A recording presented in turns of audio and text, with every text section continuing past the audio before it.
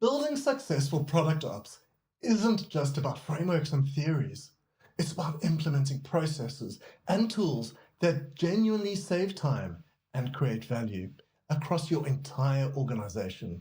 I'm Ross Webb, and after years leading product teams at Amazon, Just Eat, and beyond, I've discovered that product operations leaders who excel at streamlining processes don't just reduce bureaucracy, they fundamentally transform how teams work together.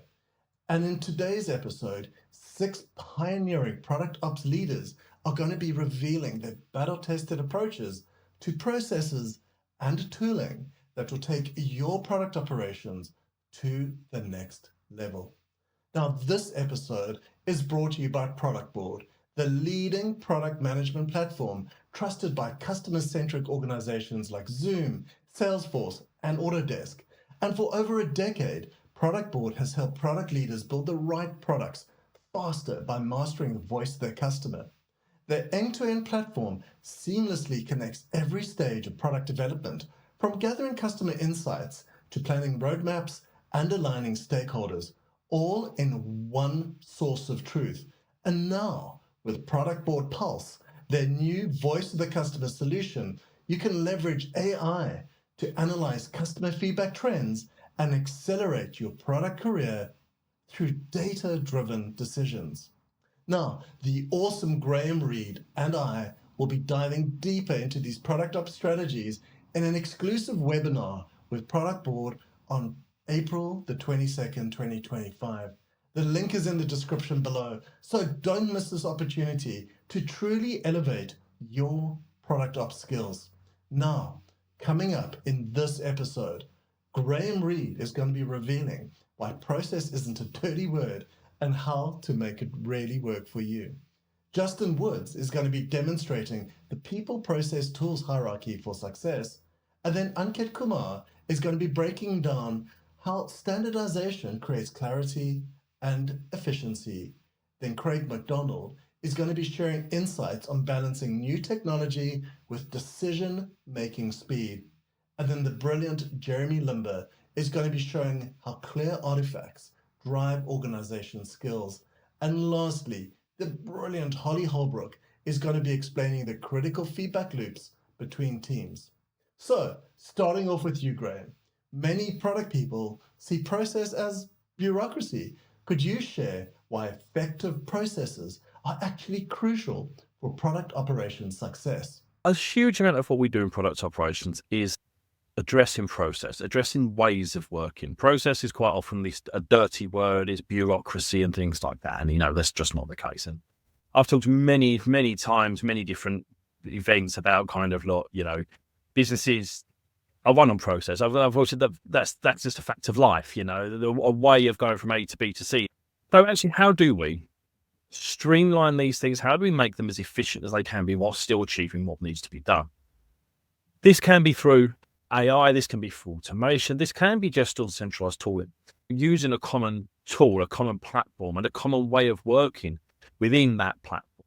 So for a product manager's perspective, these will be product management platforms, ProdPad, Productboard, things like that. If you really want to hate your product managers, it'll be Jira as well. The fact is, we need to use those central places because they are tools that help us do what we want to do.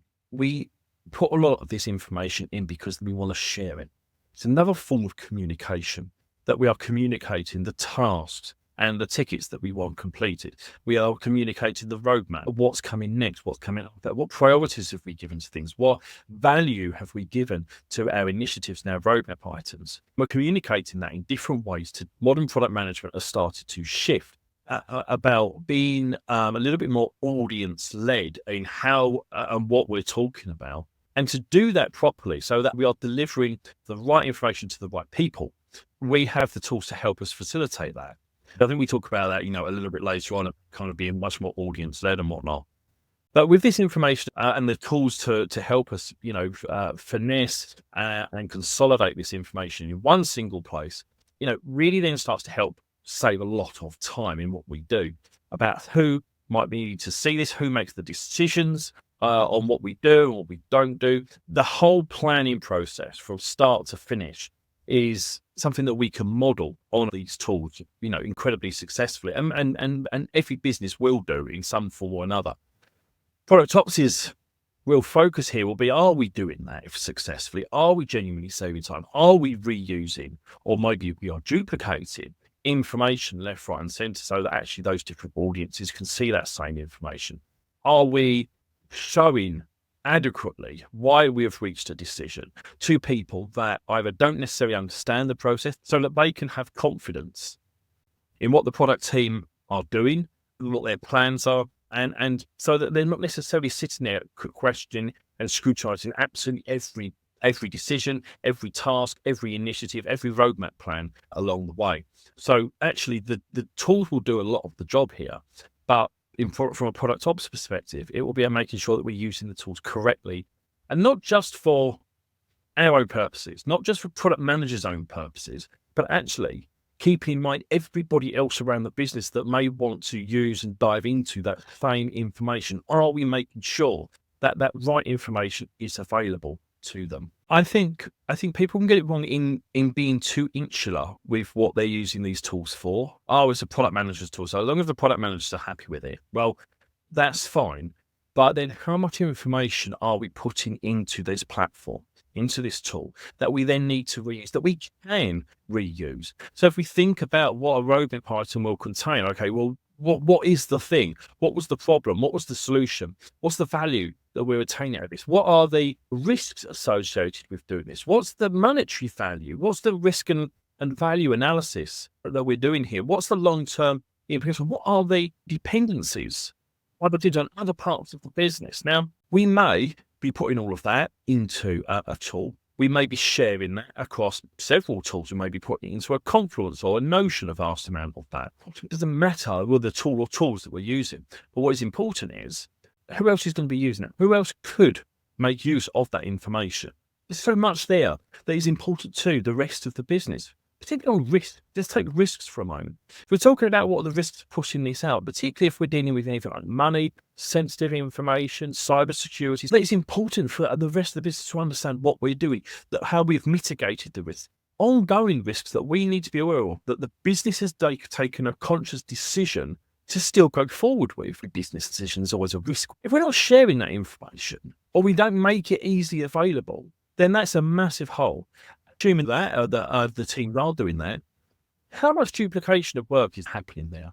We could be thinking about this a lot earlier, writing this information in a way that is much more universal, available and consumable by other parts of the business. We don't have to rewrite it. Pure and simple in terms of a resource and time and effort perspective. You do it once, you share it out many times. That's an excellent point about processes being a form of communication, Graham. It completely changes how we think about implementing them as well. Now, over to you, Justin. You have a structured approach to this challenge, don't you? How do you balance people, processes, and tools? So I think what's most important to consider is the people, process, and the tools.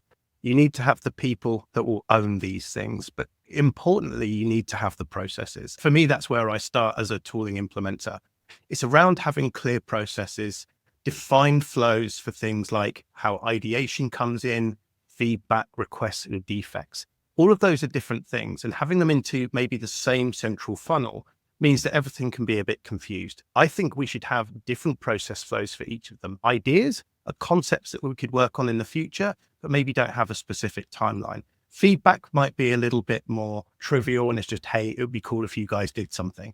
Requests suggest there's a bit of a business need behind something, and defects suggest that it's impacting your customers. So having different processes around those, I think, is really important. Also, before we go to the tooling aspect, getting that information internally and externally. Your customers are going to be telling you a lot about what they want to see in the product, how they want it to function, but also they're going to be speaking internally to people. So you're going to have customer-facing functions, customer success, support, sales and marketing.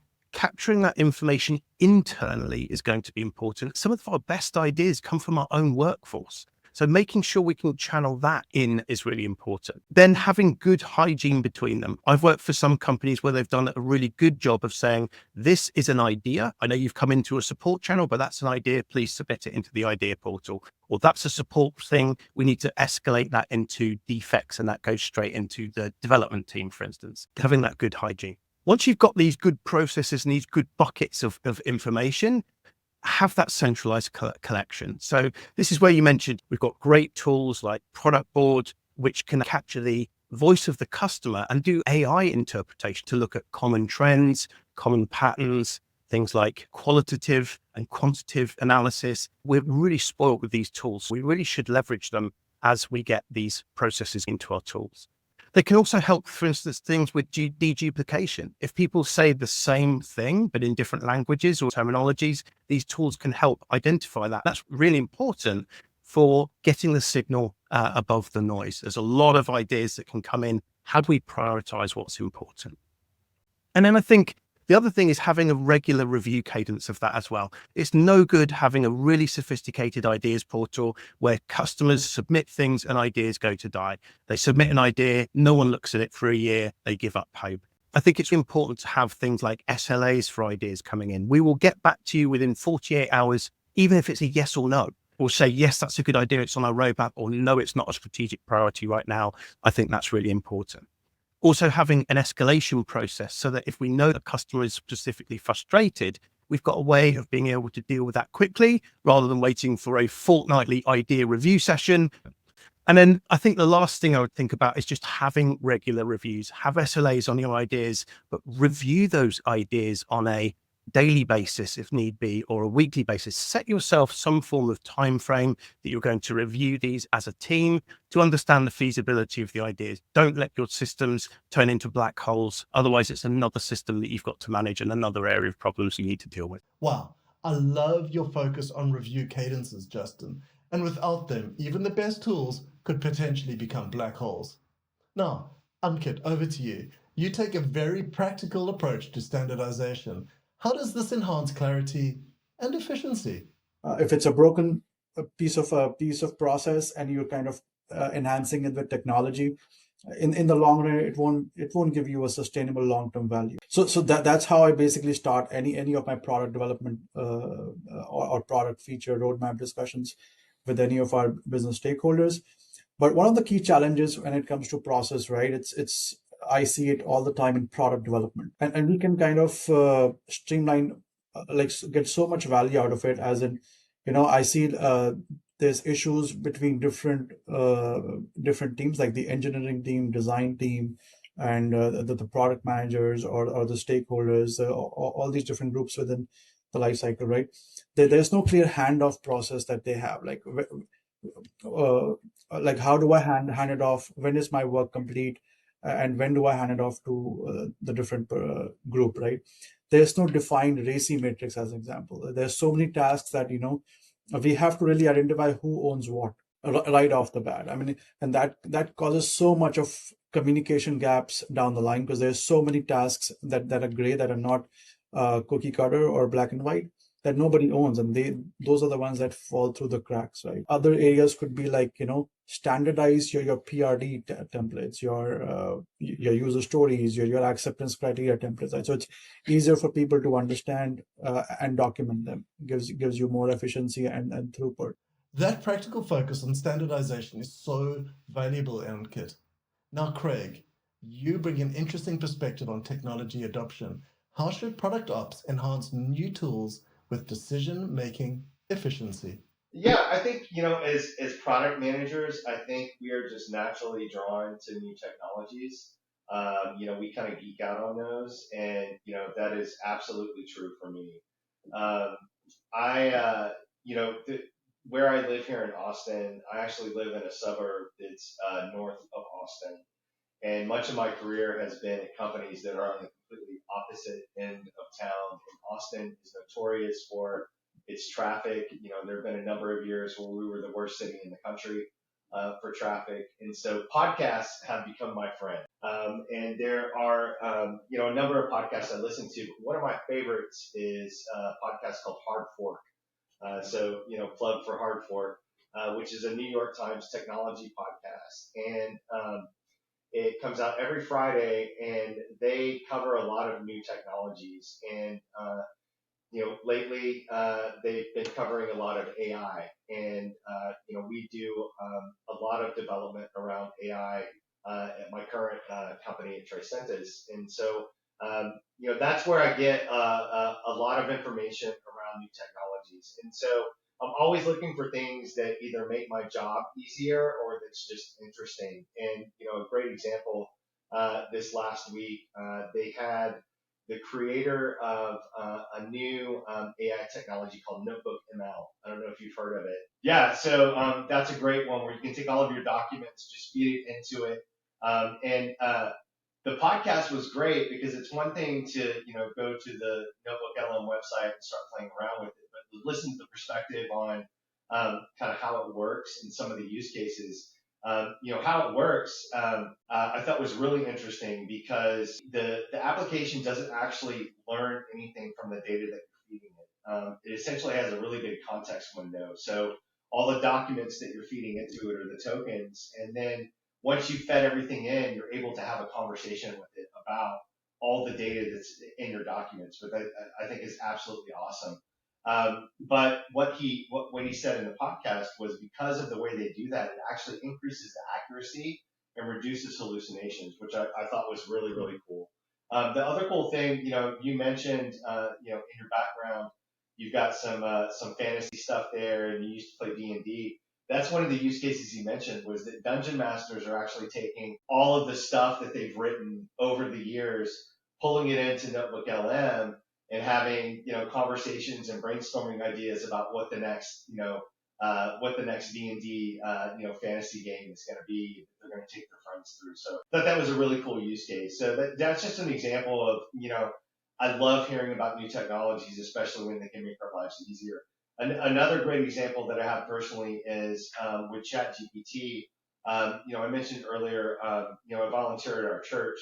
I'm an usher at our church, and we're a fast-growing church, and we're in a temporary space. So one of the things we have to do is we have to put chairs down for every service, and we have to kind of forecast how many people are going to show up, so we know how many chairs to put down, because the pastor likes to have an auditorium that looks full, so he doesn't want to have empty chairs. So we have to be pretty accurate about how many chairs that we put down. So I've actually been using ChatGPT to try to forecast what attendance for each service at our church is, so we know how many chairs to put down. So those are just a couple of examples how I like to use technologies at work and at home.